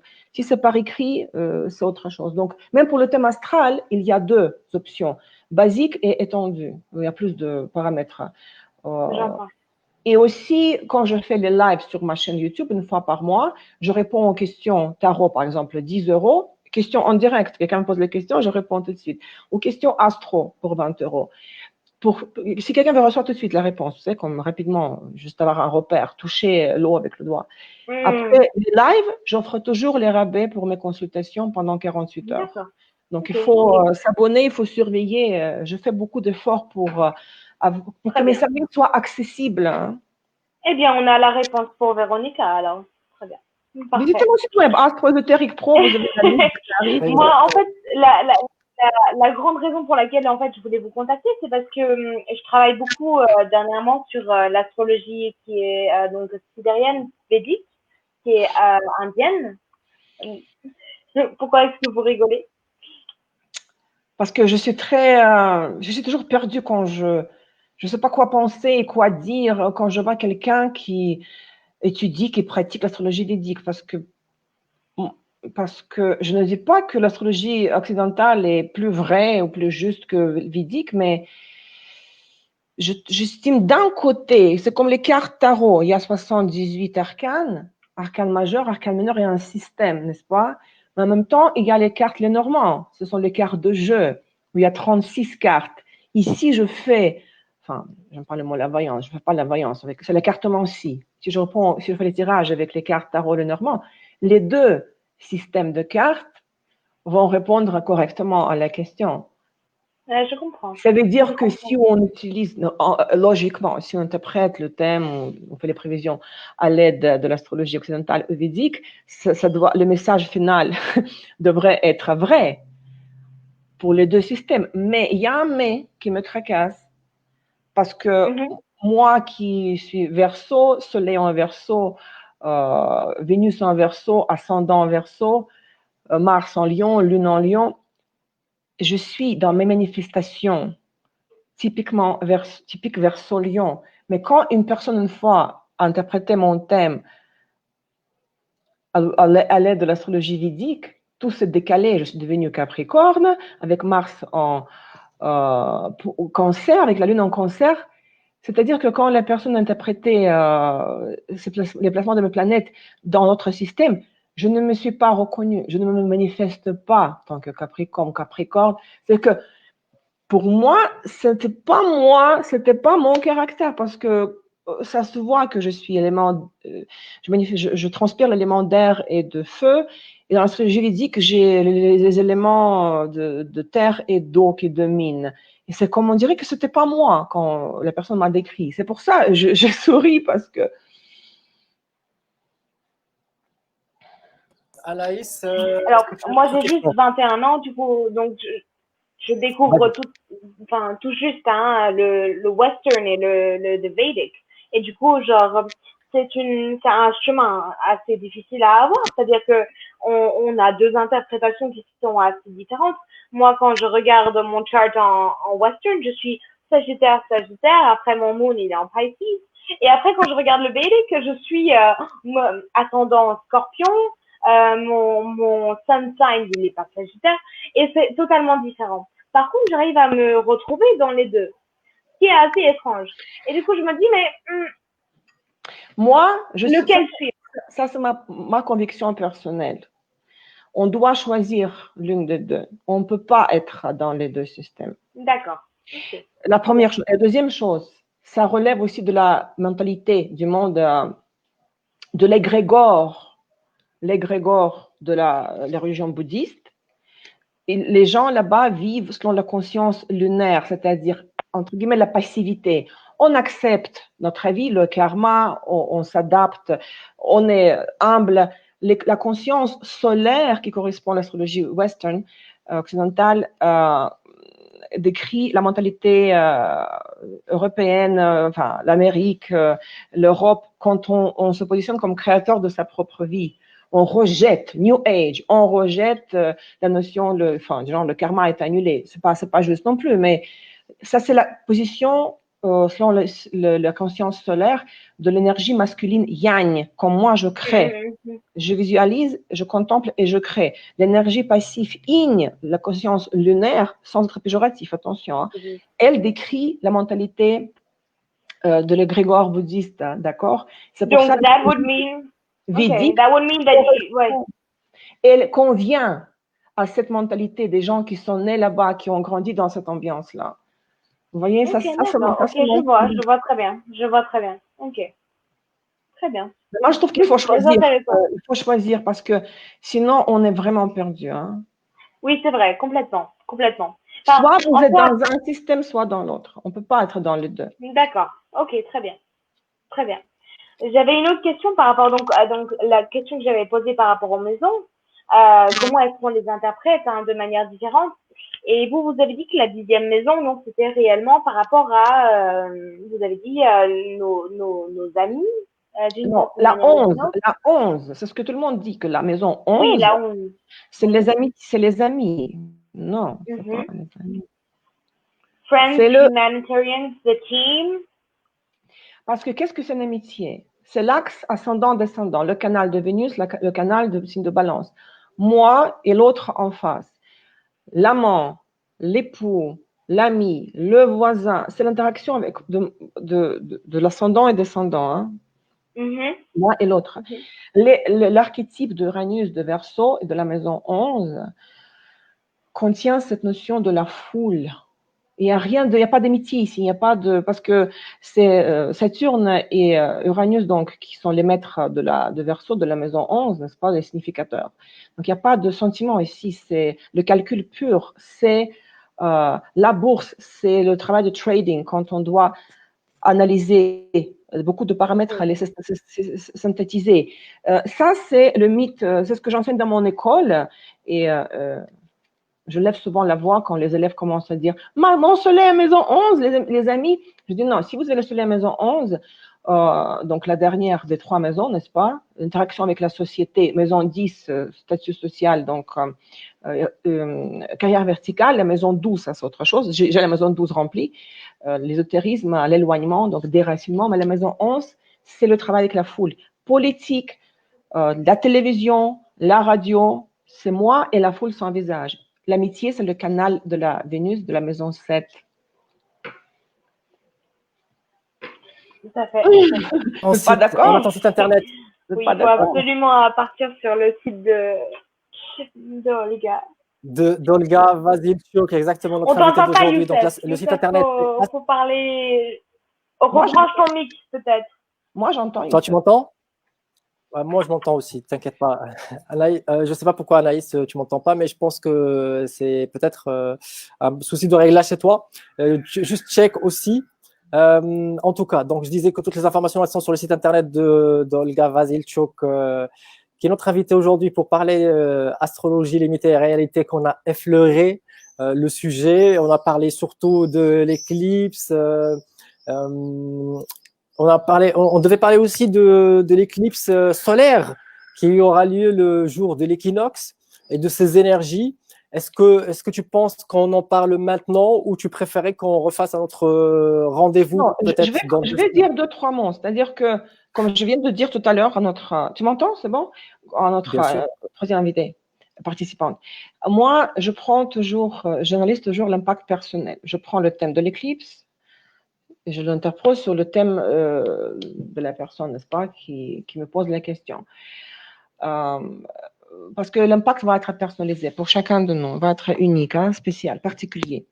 La différence, il faut bien, juste, c'est très simple.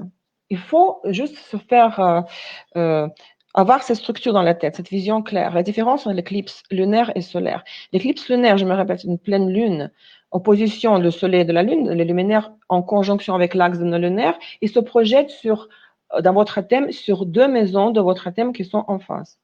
Si vous avez l'éclipse qui se projette dans les maisons chez vous, maison 10 et 4, vous allez confronter, vous allez vous retrouver dans les situations où vous allez devoir trouver un compromis. Et ça, c'est l'essence de l'opposition, l'essence de la pleine lune, compromis, le choix entre 2 extrémités, entre les 2 pôles de la pleine lune, qui est l'éclipse lunaire. Soit je privilégie la maison 10, soit je vais dans la direction de la maison 4. Soit j'accepte la promotion au travail, maison 10, soit je renonce et je dis non, je dois m'occuper de ma famille, de mon foyer, faire les travaux de la rénovation à la maison, etc. Il va y avoir des situations de déchirement, d'altercation, de confrontation entre les 2 maisons de votre thème, les 2 domaines de votre vie qui sont affectés par la projection de la pleine lune et l'éclipse lunaire. C'est vraiment comme l'un ou l'autre. Il faudra faire un choix. On doit sacrifier. La première option, on va devoir sacrifier la première option pour recevoir à 200% la deuxième option. L'éclipse solaire, c'est une nouvelle lune. C'est la conjonction du soleil et de la lune, donc la conjonction des luminaires avec le nœud lunaire, l'un des 2 nœuds lunaires, et elle se projette dans une des 12 maisons du thème, ce qui est logique. Et l'impact de l'éclipse solaire est différent de l'éclipse lunaire. Dans quel sens? C'est que dans cette maison où vous avez la projection de la nouvelle lune, l'éclipse lunaire, ce domaine de la vie, vous allez vivre il n'y a pas de question de choix, il n'y aura pas de question de choix ou de déchirement, de division, est-ce que je dis oui ou non, à droite, à gauche.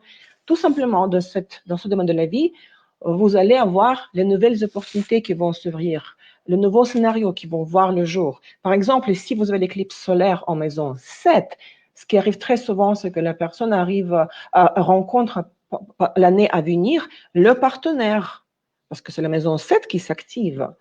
L'échange de partenariat, l'engagement. Mais si vous avez l'éclipse lunaire sur l'axe des maisons 1-7, il va y avoir une opposition entre la maison 1, moi, mes besoins, mes ambitions, mes aspirations, et les besoins ou la position, le point de vue du partenaire. Donc, entre les deux, il va y avoir les conflits. L'éclipse solaire, tout simplement, l'état du chaos primaire, nouvelle vie dans ce domaine de la vie. De toutes les façons, c'est clair comme ça? Oui, c'est très clair. De toutes les façons, il y a ton site internet pour les gens qui veulent avoir plus de précision sur tout ce que tu es en train de nous dire et ce qui les concerne plus particulièrement. Je vais donner aussi la parole à Anaïs si elle a une dernière question avant de te donner le mot pour clôturer, Olga. Alors Anaïs, est-ce que tu as une question avant de… Là, on t'entend pas. Là, on t'entend pas. Alors attends, une mute mic. Ton micro n'est pas connecté, recheck. Voilà. Oui, maintenant on t'entend, oui.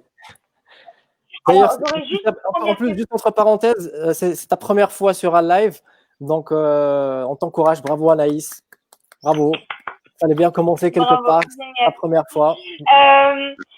J'aurais déjà une première question, c'est juste de manière générale, hein, parce qu'on ne peut pas généraliser, on est totalement d'accord là-dessus. Ce n'est pas possible de faire un horoscope pour tous les signes. Il faut absolument avoir la date de naissance, l'heure de naissance, etc. Je suis totalement d'accord. Mais là, sur le 5 juin qui arrive, comment est-ce que ça va se passer pour les Sagittaires et les Gémeaux que nous connaissons? que nous avons dans notre entourage ou que nous avons dans nous-mêmes en tant qu'être humain, qu'est-ce qui peut se délivrer, qu'est-ce qui peut arriver de positif ou de négatif ou de blanc et noir de manière générale. Ça se passe pas vraiment comme ça. Même si vous avez beaucoup de planètes en Gémeaux, Sagittaire, ou le Soleil, ou seulement la Lune, ou d'autres planètes. Parce que quand on dit je suis Sagittaire ou je suis Gémeaux, ça veut dire que mon signe solaire est Gémeaux, ou mon signe solaire est Sagittaire. Il faut regarder le degré dans lequel se trouve votre Soleil en Sagittaire ou votre Soleil en Gémeaux. L'éclipse va se projeter dans le 15 quelque chose degrés de Gémeaux Sagittaire. Si vous avez vos planètes de votre thème dans le premier degré de Sagittaire Gémeaux ou dans le 30e degré de Sagittaire Gémeaux, ça ne va pas vous affecter. C'est ça qu'il faut comprendre. Tout simplement, le signe dure 30 degrés sur l'écliptique. L'éclipse se projette dans 15 degrés de Gémeaux Sagittaire. Il faut voir est-ce que vous avez des planètes dans ce degré-là, dans l'ordre de 3 degrés. Si vous avez Vénus dans le 5 degrés de Sagittaire, il ne va pas être affecté par l'éclipse parce qu'il est trop loin, l'orbe est trop grand. Mais il faut regarder dans quelle maison de votre thème se projette l'éclipse. Mais ça, là, il ne s'agit pas de Gémeaux Sagittaire, il s'agit de la couche événementielle et pas psychologique du thème. Vous voyez ce que je veux dire? Ça, c'est quand quelqu'un me dit, voilà, parce que moi, dans ma tête, je sais les degrés, je connais les degrés des éclipses à venir, par exemple, n'est-ce pas? Quelqu'un me pose une question, il me dit, je suis né tel jour, je te suis dans ma tête, j'ai la vision du degré de son soleil dans tel ou tel signe. Donc, dans ma tête, tout de suite, même sans programme astrologique, je peux savoir que la personne peut se détendre, l'éclipse ne va pas l'affecter. Il faut interposer, prendre le thème de la personne, mettre par-dessus le thème du transit qui est l'éclipse et voir est-ce que l'éclipse touche la planète dans le degré de l'éclipse. À part ça, il n'y a pas d'impact. Est-ce qu'on peut juste revenir en conclusion? Le degré de l'éclipse, il est sur combien? Comment ça, le degré? Le degré annoncé dans les éphémérides, là, 15 degrés. Ah, vous voulez savoir pour l'éclipse qui est maintenant, qui arrive. Oui, attends, parce que c'est le texte d'hier que j'ai fait, donc le 5 juin, 15-34 de Sagittaire. Exactement. D'accord. Je rappelle, voilà. 0-21 de Cancer, l'éclipse solaire, le 26 juin, et la troisième, ça sera en juillet. Ok. Donc pour l'éclipse, on reviendra. Mais je t'en prie, tu as une autre question, Anaïs? Non, la seule question que j'avais, c'est que pour toutes les personnes qui sont en train de regarder maintenant, si vous pourriez, s'il vous plaît, mettre un petit sou, une petite bienveillance pour Youssef qui fait tout son possible sur cette chaîne pour essayer de nous apporter le meilleur contenu possible. Ce serait réellement extraordinaire de votre part et puis réellement, bienveillant. Et ce sera nécessaire et puis sympathique de vous retrouver sur les prochains rendez-vous qu'on aura. Merci beaucoup, Anaïs. D'ailleurs, voilà, le lien PayPal s'affiche pour les personnes qui veulent nous soutenir et qui veulent participer au financement des prochains épisodes, surtout qu'on veut passer au format quotidien. Ben oui, pour vous accompagner chaque jour avec des différents thèmes et sujets. Parce qu'en même temps, le travail qu'on doit faire sur nous, c'est pas un travail qu'on doit faire une fois par mois ou une fois par semaine. Pour vraiment aller de mieux en mieux, c'est comme le concept même de chaque jour, je vais aller de mieux en mieux, qui est inspiré de la technique d'Émile Coué, qui sont des affirmations. Et ces affirmations, on va pas les répéter, par exemple, une fois par jour. C'est pas juste en faisant, par exemple, 5 minutes de méditation par jour que je vais arriver à atteindre la paix avec moi-même ou l'harmonie intérieure, par exemple. Donc, c'est un travail qu'il faut faire le plus possible chaque jour et plusieurs fois par jour pour mémoriser les nouveaux concepts, les nouvelles façons de penser, les nouvelles façons de gérer son énergie et de gérer ses émotions. Et à partir du moment où on gère son énergie, on gère ses émotions, on transcende ses peurs, on peut être en harmonie avec soi-même, être en contact avec l'énergie du cœur et tout s'éclaircit dans notre vie et même ce qu'on veut réaliser prend forme d'une façon très fluide et très simple. Donc oui, si vous voulez participer pour financer les prochains épisodes et pour nous motiver, pour me motiver, pour que voilà, on continue à faire ça. Et de toute façon, on va continuer à le faire, que vous nous motiviez ou pas. C'est à nous de vous motiver, c'est à nous de vous inspirer. Si vous voulez participer, voici le lien est affiché sur l'écran. Merci à toutes les personnes qui ont posé des questions, qui ont participé, même avec un petit commentaire pour nous dire que tout va bien.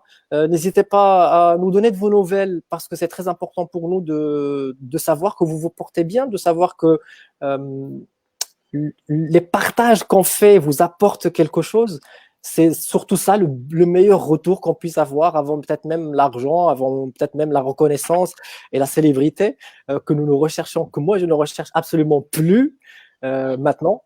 Parce qu'en parenthèse, oui, avant j'étais à la télévision, je voulais être célèbre, je voulais être connu, mais maintenant que j'ai accédé à cette énergie d'amour inconditionnel, et merci de me l'avoir confirmé, Olga, je suis vraiment dans la gratitude de t'avoir rencontré, vraiment, sincèrement, parce que tu m'as rappelé quelque chose, c'est que et c'est ce que je pense au fond de moi, c'est que cette transformation, les dernières transformations que je suis en train de vivre, c'est pour accéder à cette énergie de… je vais être très humble, je ne vais pas utiliser gourou ou prophète, ou ces énergies dont tu as parlé, c'est les énergies des gourous et des prophètes, mais je ne vais pas utiliser ces expressions, je vais vraiment être humble, je vais dire le partage, en fait. C'est juste dans cette énergie de partage. Je ferai juste une parenthèse.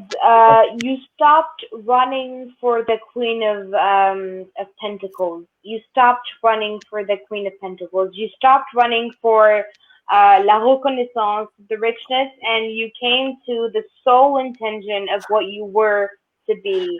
And that is the most amazing journey. C'est très beau ce que tu es en train de dire. Je m'appelle Naïs et jamais tu vas te le rentrer dans la tête, mais c'est pas grave, je m'appelle Naïs. Nanas. Alors, oui, Naïs, écoute-moi. C'est très très bien que tu puisses nous dire des très belles choses, aussi en anglais, mais déjà on a des difficultés à exprimer en français. Alors si tu peux même simplifier encore plus, c'est très bien. Tu veux que je le dise en français? S'il te plaît.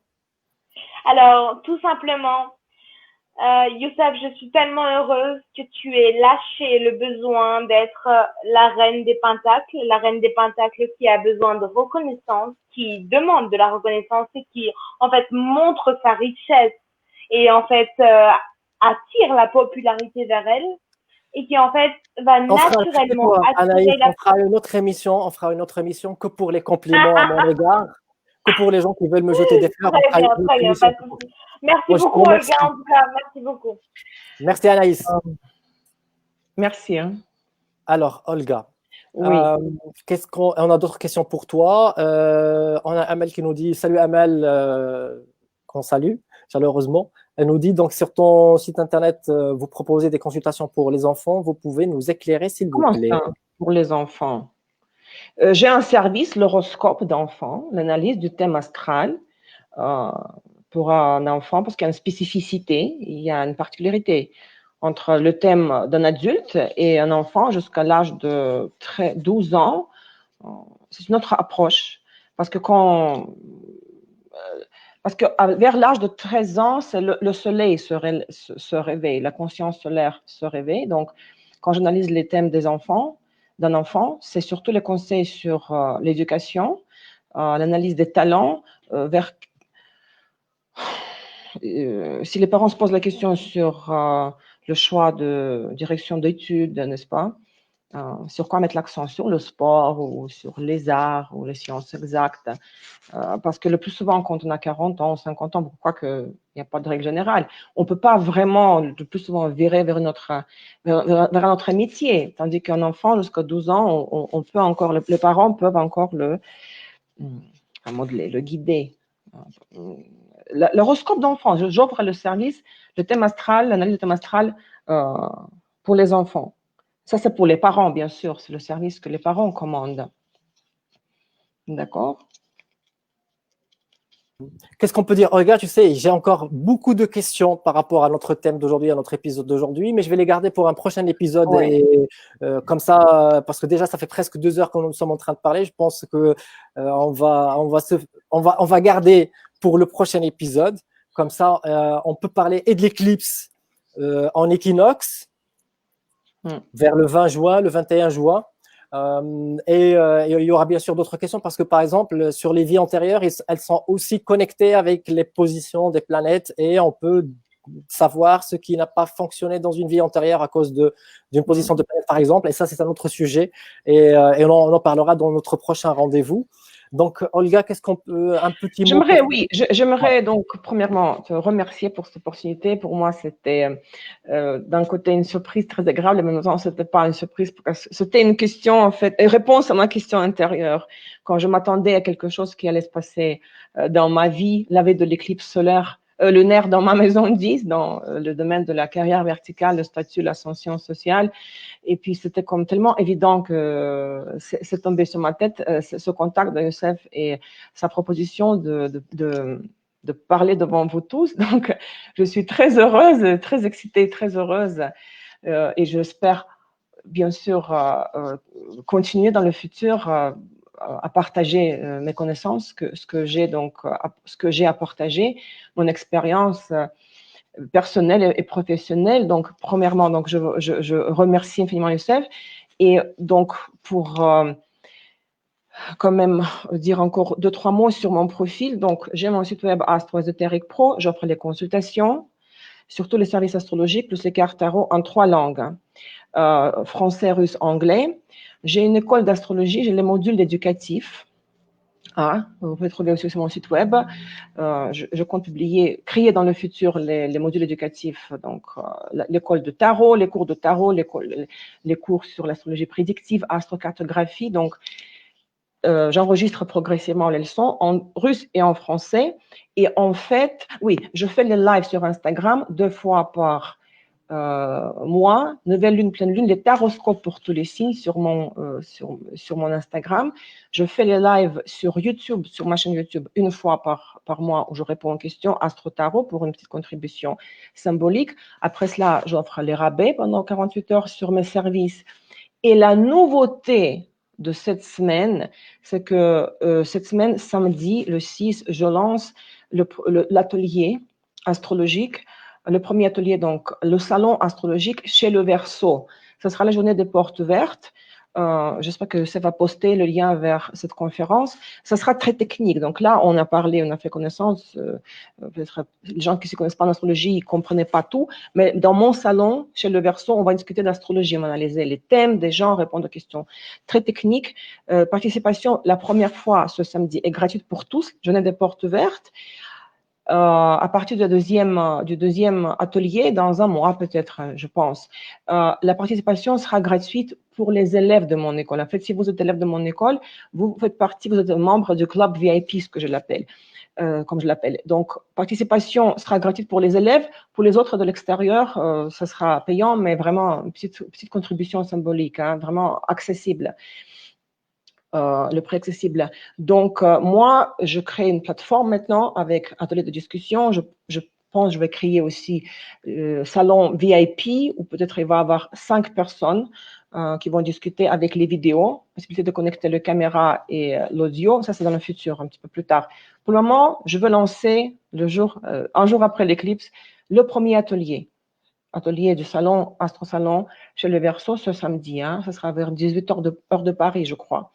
Donc, je vous invite aussi, mais ça sera vraiment une discussion très technique. Pour ceux qui s'intéressent à l'astrologie, qui sont passionnés et qui veulent poser des questions sur les choses, sur le côté technique de l'astrologie.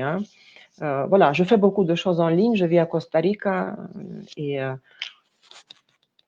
bienvenue dans mon univers. Et merci à Youssef de m'avoir invité dans ton univers. Et j'espère que les 2 univers vont faire une fusion et ça sera productif et constructif et pour le bien de nous tous. Merci à toi, merci à toi, merci à toi. Je vais poster le lien. De toute façon, donc, sur ton site internet, il est affiché maintenant sur l'écran. Merci à toutes les personnes qui nous ont suivis. Merci à toutes les personnes qui ont commenté. On te retrouve, Olga, très très prochainement pour parler et de l'éclipse qui aura lieu le jour de l'équinoxe. Comme ça, on peut parler de ces énergies et aussi parler des planètes dans le ciel. Vers fin juin, début juillet. Je pense que ça peut inspirer des personnes qui nous suivent. Un dernier mot, Olga Vasilchuk, notre invitée d'aujourd'hui, qui est astrologue, tarologue et coach ésotérique. Un dernier mot. De ma part, un dernier mot? Oui. Je pensais que j'ai déjà dit. Je t'ai remercié. Et puis merci à toi. Merci à toi. Je souhaite à vous tous bonne chance. Prenez soin de vous pendant l'éclipse. Contrôlez vos émotions.